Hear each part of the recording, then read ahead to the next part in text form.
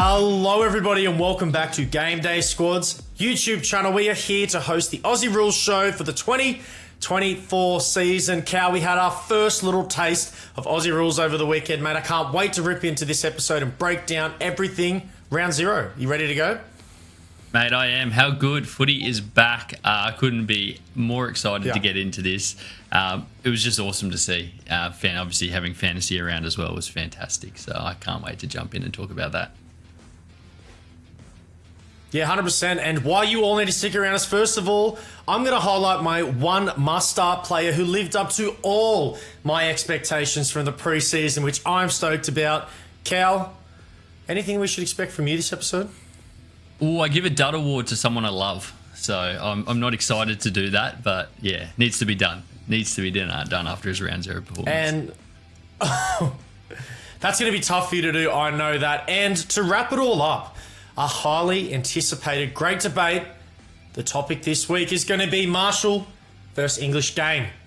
It has been submitted by one of our fans. They wanted us to do that debate, so of course we're going to give it to you right at the end. But Cal, without further ado, let's rip into this installment. We're going to look at our performance review for round zero. Now, of course, round zero was a bit tricky. We only had 8 teams to choose from. You had to consider all the teams that were on a bye. But pulling up the scores right now, Cal, some things don't change over the off-season. Some players move, players go to other teams, but I still stay on top. That's what we like to see. So I might start it off, of course. I'll give myself the ranks here. My top threes, bottom threes, Whitfield with 162. Will Powell from the Suns, 129 as a defender. That was tasty. And, of course, Isaac Heaney, 141 fantasy points as a forward this week. Tasty, tasty, tasty. But the reason why my overall score was only 2,418 was because of these 3 bottom players. First of all, Toby Green, 57 fantasy points. Oh, not what you're looking for. Tim Taranto, 68 fantasy points. What the hell was that? And he butchered the footy every time he kicked it too. Speechless. Yeah, it's not like he was getting good use of that footy when he had it. No, so that was my biggest surprise of the round for sure. And then Shai Bolton, 61 fantasy points, had 3 goals, which, again, surprising, just the role. But Cal, mate, get into your team performance review. What happened this round? Well, where'd you finish? You missed that. Where did you finish? I finished 36, 2,418 points, 36th position. So in the pack, so obviously top 50 get prizes this year. Unfortunately, you did just pit me. It wasn't by much. You can see I got 2,315, which had me 77th. So I was just shy of that 50th. But there were, like you said, there were definitely a few people that did well for me. A couple of my top 3. I had Heaney and Whitfield in there as well. Heaney could have been better if he kicked straight. And Whitfield had over 50 points just from kicking out. So that's going to be awesome for his floor. I'm going to throw in Lachie Ash with my top 3. So this isn't necessarily our top 3 scorers, just our top 3 performers. I was on the fence this time last week about do I play him, do I not play him? I played him, and he's now part of one of the best defensive scoring units. So that was great to see. Bottom 3, I've gone Goulden, 86. I considered playing the platinum for this guy. Yeah. Thankfully, I did not. We just demand a bit more from a guy who was the second highest averaging player last year. McCluggage, I'll speak about him a little bit later as well, but just didn't live up to the hype of preseason. And Lloyd, I'm throwing in there as well. Only 8 points, and maybe is done from my fantasy squad forever. So, yeah, there's some big things from the weekend, but yeah, unfortunately, didn't just quite pip you. So, yeah, that's probably the biggest dud. Not getting there. There you go. Yeah, a little bit disappointing round, but of course, this week we're back to normal footy. We got all the teams, so it's going to be interesting to see where those scores can get to on our leaderboards.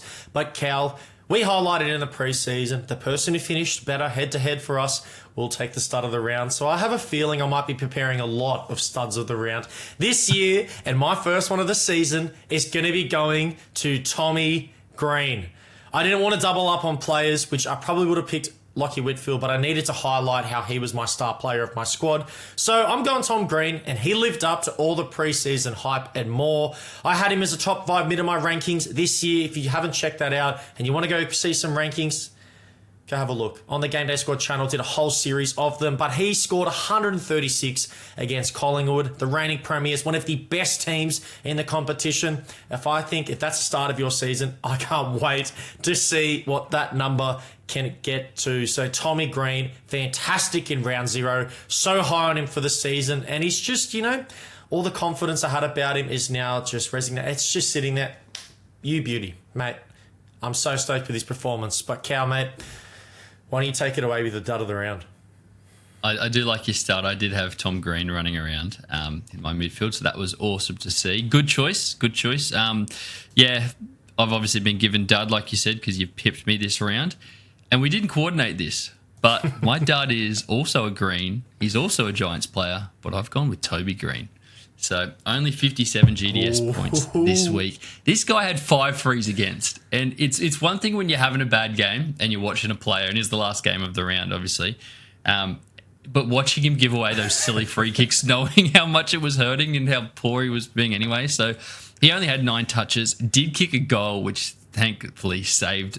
I didn't save him, but geez, could have been a lot worse without those 8 points. But it is scary that the Giants were this good without their star man. But unfortunately, Toby gets my dud of the round to kick things off. So I'm just going to reposition. And mate, fair enough. And one sec. I'll tell you what, Cal, that goal he did kick. One sec. I reckon we should also just make sure that we'll keep track of our studs and duds the round of the season, like a leaderboard. So I reckon throw that in. Yeah, we can do that. Cal, mate, Toby Green, I'll tell you what, the one goal he did kick, I think was a nana from the sideline. So if he doesn't have that banana from the sideline, that score just gets that much worse. And I'm sure a lot of people are feeling the way you are this week about Toby Green. But there we go. Double Giants, double Greens to start off our studs and duds for the year. We'll keep track of our studs and duds as we go. We'll see who take out the stud of the season and the dud of the season. But I have a feeling, at least I hope, Toby Green won't be in that conversation too much more, so we should be safe to rule him out of dud of the year. But Cal, mate, we said we'll go away and we're going to pick a random designation, a random award for a player, and I've done that this week. Ooh, yep. This award or designation for a player I'm going to give out is the biggest what-if player award, and that's going to go to Errol Goulden. I felt like he was so close to getting on the end of so many more kicks and so many more possessions in that Swans game, but due to some teammate skill errors and the conditions, which were very slippery, mind you, I just think he had a little bit of a quiet game. And you saw the way he played, and when he did get the ball, how fantastic he was. He just didn't get the ball enough. And, I have a feeling that in some better conditions, in a better situation, how high pressure that Demons midfield is when they can get a little bit more space and have more time to execute. I'm fully confident Errol Goulden will come back to his best. But for this week, he was the biggest what if, because I kept sitting there on the edge of my seat being like, here we go, here comes a kick. And he couldn't get the ball in his hands. So that's how he had me feeling. That's what I'm going to give to Errol Goulden this week, Cal. But I want to hear yours, mate. What have you done? Well, before you do that, I got to see him up close and personal. Yeah, as you know, he picked the Swans fan who was actually at the game supporting the Swannies. He had a stoppage and he ran right over next to us. We're near the front, and I was like, Errol Goulden. But yeah, you're right. At that time, he wasn't scoring points, so I did need him to kick on a little bit. I didn't let him know about it. It was a bit early in the game. Maybe another quarter in, I might have let him know to pick things up. My award this week is going to the Falling for the Preseason award. And this week, I've given it to Hugh McCluggage, who had a monster game to finish off the preseason. And it's funny you were talking about Goulden, because he would have won this last year, if you remember. He almost scored 200 points in the preseason game against Carlton last year and then had a disappointing round 1. Cluggage falls into that this year. So he did not live up to it. But fortunately, we're sitting here on the show last week and we're like, well, do we play him? Do we play Neil? Didn't matter. He would have been stinky either way. So he is the person that I also don't ever think will make it into my GDS squad again, unless the Lions make the finals excluding. So yeah, that's someone that he wins it this week, and yeah, not happy about it. I reckon I got to you a little bit. Did I not make a comment being like, who's watched Humi Cluggage's performance? Who's going to put him into their squads for round 0, understanding the nature of the midfields that week? Did I get you there? Nah, I tried to. I thought a lot of people would go Neil. I did have that midfield spot. I did want it to be a gold, and like 84 points isn't terrible, but yeah, just obviously I needed something a little bit different in there. I'd went a pretty sort of stock standard midfield outside of that, so I thought maybe, but no, I won't be making this mistake again next year. You can lock that in. You've learnt your lesson. I love to hear it, and fantasy lessons can sometimes be the hardest ones to learn, but it takes experience. It takes heartbreak to get to that point, so I can feel it through the camera right now with the cow. Let's get this show moving along. I want to take it over to our transfer market breakdown. Now, this is going to be brought to you all today in great spirits because it's early days, but the decisions and cheeky trades that you can make now will set you up for a fantastic season of fantasy footy, cow, mate. I reckon this is one of my favourite segments because it's one of the best parts of the game. Getting in there, wheeling and dealing, trying to be a great coach. How do you feel, mate? Are you ready to rip into this? I love talking about cheeky trades, and who doesn't like to try and make their squad better? So this gives us a little bit of insight, a little bit of insight for me into your brain, what you're trying to do. You can get into mine, and hopefully for everyone following along, get a couple of ideas of what some other coaches are doing out there. But also, if you disagree with any of the things we're trying to do, please let us know below. We know fantasy is full of opinions, so yeah, tell us where we're going wrong because we always want to be better too. So yeah, but take it away, Tom. I believe you're kicking things off with your first little bit of transfer segment. Cow, mate, what do you think? Everyone watching has all day to tell you what you're doing wrong. Come on, man. Easy. They'll be there forever trying to explain and nitpick your decision. But yes, let us get it started with our transfer market segment, and I am going to talk about the player that I touched on in the intro of this show. This is my must-start player who's lived up to all my expectations of them this pre-season, and that player is Lachie Whitfield. He is going to be a must-start defender in your squads for 2024. Now, he isn't a dynasty stud, so he's not a player you want around forever, but as a play for this season, as a win-now player, I don't see many matchups at all, if any, where Lachie Whitfield isn't a part of my best 7 defenders for this season. He had a monstrous round 0 performance, 24 kicks, Cal. You touched on that kick-in data before, which gives him a great floor for fantasy points. You at least know he's going to get something there. 14 marks to go along with that as well. That is an absurd stat line to accumulate, and this is why that my confidence in Lachie Whitfield has grown even more. I do know in the preseason, some coaches had their worries. Would he be spending too much time on the wing? What was his role going to look like? But after the weekend, I think the confidence for everyone should be sky high. So you need to be making sure that you are hunting a Lachie Whitfield on our transfer market if you don't have one already, because just put up some players for trade. Maybe it's a player you have a duplicate in, or maybe it's someone that you just don't feel like you need for your squad in 2024, because you never know what other coaches need, and you never know what other coaches are willing to part ways with. So shoot your shot because you just never know. But that's my first player, Cal. Had to touch on him after such a monster round, mate. But I'll hand it over to you. Your first player to touch on for this transfer market segment. I want to get specifics. I don't want to keep it broad here on the Lachie on transfer. I want specifics. So you're saying go after Whitfield. I agree. He's definitely a great player to have. Are you talking bronze, silver, gold? What are you talking here? Depends on your squad's needs. I would be, the thing is, and like my opinion always has been that starting a better player is always more important than just worrying about any tiers at all. See, if you are Lachie Whitfieldless right now, get yourself a bronze. Start off with a bronze. Make sure that you have one so you can play in your squad.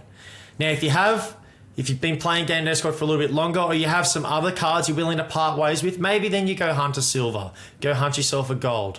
Maybe that's your captain player. You've just started. You're like, you know what? I'll try to do a 2 for 1, a 3 for 1. I want the gold Lachie Whitfield. That's also a great play. But I guess it always depends on squad needs. But make sure you have one rather than not. But ideally, you want yourself a silver, for sure. If you could put it in there, start them every week, I think silver's a great card to go with. Yeah, there we go. I'm going to try and keep you accountable. I want specifics. I'll give you specifics on my end. Don't worry. I am targeting this week a platinum Nic Daicos, and I know that's a big name. It's pretty vanilla, and it might not sound like a lot, but this is a guy who would have given you as a platinum 175 in round 0 alone. And was he that good? I was watching him. He was good. He wasn't Nic Daicos great, which excites me because even in a performance where they're getting flogged, felt like they were getting flogged, he was up and about. He was still able to find touches out the back. And it just shows you, if you have a player like Nic Daicos, for me specifically, I've got a gold in there and I really wanted to play a platinum of someone this week. It was going to be Goulden. Thankfully, it wasn't Goulden. But I tell you what, if I had a platinum Nic Daicos to play, I would have played it. And I guarantee you I'll be playing it this week if I can get my hands on it. It's only, I think the cheapest one at the moment is only about $18. So I'm going to try and sell a few cards to try and get myself up to there. And the way I could justify it is he's 21. He's going to be around for the next 10 years. So why would I not try and have a player like that in my squad? So he is my number one target of the week for my squad. Can't disagree with what you're saying. If there is a player you want to spend your salary cap on, I'm sure a lot of people out there would be saying Nic Daicos, but you are Mr. Vanilla himself. But I'll give it to you. It's round 0. It's week 1. It's all right. We'll give it to you. I'm going to go to my second player though, Cal. My second player that I'll be targeting this round on the transfer market is Nic Newman. And after what might be the absolute worst news possible in round 0, Doherty's season is officially over after tearing his ACL in round 0. First of all, he finished off the half after where I think he did that injury. So he truly has that dog in him. People talk about players who go out there after everything he's been through. The fact that he was able to run out that game a little bit with a torn ACL, I think speaks words and it just moves mountains for what this type of person is. So you're losing Doherty for a team that's just instrumental player. Couldn't talk about the void and the hole that is going to leave enough. But Doherty looked so good as well. His first half, he was easily the best player for Carlton. So up until that point, people would have been licking their lips over Doherty this season, even as a midfielder, which I think was a bit of a conversation whether he would still be fantasy relevant. But enough about Doherty because I'm talking about Nic Newman. And the reason, because I think it's now time for someone like Newman to fire up and to step into that role. I don't see Newman being a midfielder and playing the same way as Doherty will. But what Doherty does extremely well and was very evident in that Brisbane Lions game is that he always pushes deep back into the defence and he'll try to get the ball around that 50 arc or inside their defensive 50 because he wants to be the one that transitions the ball because he's one of the most skilled players on the team. I think Newman steps into that role. He already plays down into the defence. He's already going to be sitting deep, but Newman needs to be their outlet player for Carlton this year so they can transition the ball from their defence into their mids. He's going to be that player that's going to be sitting there, that's going to be switching the ball from that position, pushing it up the line, that skilled player you need that you can rely on every single time to be there. I feel like that's Nic Newman. This is why I'm so high on Nic Newman. He didn't have a fantastic round 0. It wasn't bad, though, by any means. But I do see Nic Newman's season going stocks up because of the Doherty news, which, again, is very unfortunate. And I don't like to nitpick, especially due to an injury. But the reality is that there is a void to fill in terms of fantasy. Someone needs to fill it. And the prime person, the person that's sitting in that number 1 spot, has to be Nic Newman for me. So if you don't have a Nic Newman, definitely go hunt yourself a Nic Newman as well. And Cal, you want to talk specifics? I'm thinking silver again. My strategy this year is to put your salary cap in the midfield and to other positions. You'll see that on our live stream on Thursday, so make sure you're there because we're doing some card giveaways and our squad announcements. But silver for your defense or bronze, that's what I'll be looking for a Nic Newman for the remainder of the 2024 season. So it hurts to say, but that's the reality again. No, fair enough. I thought you were going to try and talk me into getting Sam Doherty there at the start of your little speech. Just get me fired up. I'm like, you know what? This guy can play. No, I like it. Nic Newman, again, that's good. I've good advice. I've also got a silver and a bronze Nic Newman, so that'll be good. I think I agree with you. He will be there. I don't know. I'd be keen to see them play another week. I'd want to see who steps into that role before I make the decision. But I think Nic Newman, off the back of last year, should be having his cards anyway. So whether that upside there, we will wait and see. My last one for the transfer market segment, I've taken a different approach for this one here. I'm telling you a player that I'm clearing house with. So this is a player who... I like it. After one game of footy for the year, I've decided I actually don't need him in my squad. I don't need him in my reserves. I don't actually reckon I'll be playing this guy outside of any finals team. Now, I'm a Swans fan, just like you. And I saw this guy live, and I am saying no more Jakey Lloyd. Done with him. He's 30. It's done. He is going to start the rebuild for that Nic Daicos. So I don't know how much I'd be fetching for my Jakey Lloyd cards, but I'd be trying to get something that I can try and work my way up to that Nic Daicos. So I've sort of put my two markets hand in hand together. I think Matty Roberts was fantastic down back. He's a talented player. Hasn't had much opportunity. I think he broke into the side last year and got injured, just as he did. And then I think Blakey down there as well. It's just not... Jake Lloyd is not the fantasy player he once was, so I don't imagine many people would be playing them if they could.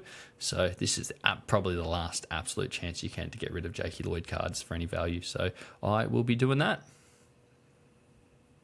I actually agree with that. After watching the game, the Demons game, that role that Jake Lloyd played, that, you know, the conductor, playing that, moving the ball out of that defence, he wasn't there anymore, was he? It was more like your Roberts, your Lizard, the flying Lizard, coming off the halfback, breaking the lines. So as a Lloyd owner as well, I actually 100% agree with that. I think it's time to pass on the torch. He's not going to be that player anymore for the Swans, but he doesn't need to be. So if you're looking at it from a fan perspective, it's okay. It's all right. Don't stress. It's all right. We got other players. And Cal's the resident Swans fan for the week. I'm sure he's going to flick back over to Port now, even though you can see the scarf behind him. So see the scarf. Yeah, I see it. I see it up there. But, mate, normally what we would do after this segment is we would go over to your matchup matrix, your little going into the matrix, being Neo there, mate. So why don't you take it away this week? Because it's going to be a little bit different from what I've heard. It's going to be different because we don't have a full squad of players, so I'm not going to do it this week. So you've got to stay tuned for everything for next week. So basically, it's just going to be diving into how teams, playing groups have been going against others. So, for example, the Giants' defense looked incredible, but was that just because Collingwood allowed them to be that way? Or was it because they were actually really good? And likewise, Sydney Swans forwards just not eating. What does that mean? So does that mean that Melbourne were clamping down? We know they've got some good defensive players, but things like that we want to dive into. But we need a little bit more of a sample size. We need everyone to play once to actually get that. But then over the course of the year, we'll start to see a bit of a pattern. And it might be a case of, and you got those players on the fringes that have good matchups that might actually find their way into your squad and be some really good point of difference players. So that's what we're aiming to do with the matchup matrix. But I'm still on holidays for this one, so come back next week and hopefully we'll have something for you there. You're still in Cancun on holidays, you can tell after your round at one performance, Cal. How many times am I going to bring this up today? I was going to keep roasting you. Less than 100 points behind you. What a stitch up. Hey, that's 100 points. You got to keep climbing, bro. That's all I'm saying. But I do love your point. With the matchup matrix, the more data you have, the more accurate it will become. So definitely is a segment that as the season progresses is going to be so important to people's squads and identifying who those pod players can be so you can get the one up. Maybe you can make that 100 points back up. We will have to wait and see, though, because for now, it's time to take you all to class, and you're going to be welcomed to your first lesson of the season. And after a quick roll call, it seems like that all of my students have attended today's lesson, so I can see that we're all eager to learn. And that's great. It's the start of the season. And, at the start of the semester, usually a lot of the students come in. But I don't want to see an attendance drop off as we go. So make sure that you're checking in with me every single week because I will be doing the roll call weekly and I'll be taking down all of your attendance. And there's my number one student at the front of the class, Cal, the coach of the Peanut Butters, here to learn what I have to say this week. And enough of the housekeeping, because you're all here to learn and I want to help you do that. So my spotlight player for this week is going to be Kieran Briggs. And now, he did not have the start of the season that coaches were hoping. If you wanted to play him as a pod option, you didn't want to go your Gawn, you didn't want to go your Grundy, you smacked in Kieran Briggs. I'll tell you what. First of all, leave a comment if you're still recovering, because I'm here for you. It's all right. Second of all, 74 fantasy points is not what you wanted from your ruck spot this week. He lost the hit-out battle to Cameron. He didn't look like his normal self. But I prepared his report card because, you know, when it comes to school and everything, you get a report card, and I'll tell you what, if I was his parents, I wouldn't be coming to this, because let's go through. Kieran Briggs' report card for the start of the season. Score floor, B+. We'll take that. Score ceiling, C-. It's not looking too good. Startability in your squad, a B at best. I think I'm a bit generous by giving a B, but I went through some of last year's stuff and I think it was a bit nice. Frustration level, A-, 100%. I think if you're a Kieran Briggs coach this week, A- frustration easily. Confidence, C. Not looking good. I think people who were looking at Kieran Briggs preseason aren't so confident now. No one's got that thing at a B or an A, I can tell you that. And regret. My last one for this week is an A+. If you started Kieran Briggs, you are 100% regretting it, and you're thinking, why did I make that decision? I had Grundy and Gawn to pick from. Any other ruck almost to pick from, but I went with Briggs. So there we go. There we have it. That's my first report card for the season. I've handed that out. Kieran Briggs, I'm not so confident on anymore. I'll be honest with you. His attendance hasn't been good in class. Clearly, he hasn't been taking notes, and that is reflected in his results for round 0. So, yeah. What's your thoughts on Briggsy, Cal? You about Briggsy? You a bit nervous? You agreeing with my report card? No, I hope everyone enjoyed that as much as I did. I didn't know the format you'd attack that in, and yeah, it was good. I enjoyed it. I hope everyone did. Briggsy, yeah, the A+ for regret. Yeah, if you did play him, you would be feeling that. I almost played him because I told you last week, I'm like, you can't play Grundy and Gawn together. You cap the ceiling. Well, you know what? I know, you were big on... They're flawed together. They're that good. Ignore that. So that's a lesson that I've learnt. So thank you, Professor. Yep. You've taught me that this week. But no, I like it. I like it. I'm keen for this year. I'm keen to see who else I'm keen to see more report cards. Yeah, there'll be plenty more report cards where that came from, and you know, maybe it won't be as consistent as that. I might throw in some little categories here, there, and everywhere. But we're getting towards the end of the show, Cal. But before we wrap up, in our introduction, we spoke about what our great debate topic would be for this week, and we've had a user submitted topic to be answered, and of course it's an extension of all the content we did last year. They want to see us go head to head and talk about English Gang versus Rowan Marshall. Now, of course, this conversation was a bit more significant last year because you only had one ruck spot to play and only one scoring ruck spot. This year you will have 2, but the people still want to know, Cal, who's the number 1 ruck? That's what they want us to debate about this week. They want us to debate about who the number 1 ruck is, or English versus Marshall? Because the way you set it up, you looked like both. Right. So last week we did the debate topic about the pies. How are we going to do this? Are you going to start the clock down? Who's for? Who's against? Well, I think it's implied who would be for and against for this one. For other ones, maybe not so much. But I think this one, I might take English just because of my history with my boy. English Gang represent. And I'll give you Marshall honours if that's all right. How about that? Yeah, that's fine. I'll do that. I'm going to get a stopwatch up this time because you stitched me up on the short last time. Made me look silly not telling me. You cut me off at 20 seconds. So, yeah, not making that mistake this time. But kick it away, okay. Well, Mr. Tim English. I need time to prepare now that I'm shocked that I'm going to be doing the Marshall side of things. But, yeah, go for it. You're shocked? Can I change? Can I call it an audible? Can I pick Grundy? Because I think Grundy's going to be the best one, but that's no surprise. No, I don't know. The users asked for this conversation. Unless you want to go against our users, which, first of all, for whoever did leave the comment, I'll be messaging you very soon with a nice little juicy pack. So thank you very much for leaving a comment. And if you want to pick our debate topic for next week, make sure you're leaving a comment down below. You're picking the debate topic, and whichever one I pick, you'll get a free pack on GameDay Squad for Aussie Rules. So who doesn't want that? Take 2 seconds of your time. Leave a topic that you want to see me and Cal go head to head in. But Cal, alrighty, mate. Let's quickly get ready. I reckon it should be. Let's get set up. If you pick the questions, then I should be picking who's going for and against. Only fair. I reckon the people want to see you argue against Tim English. I reckon that'd be fun. But this time we'll let it slide. You go. You do your Tim English. Yeah. You got to let me go this time and for future. All right. We'll talk about some the intricate details of our debates later on. But for this one, let's quickly get set up, Cal, and then let's do this debate. All right, Cal. The formal question for this debate is Tim English versus Rowan Marshall. The 4 will be going first, and the time will start now. English gang.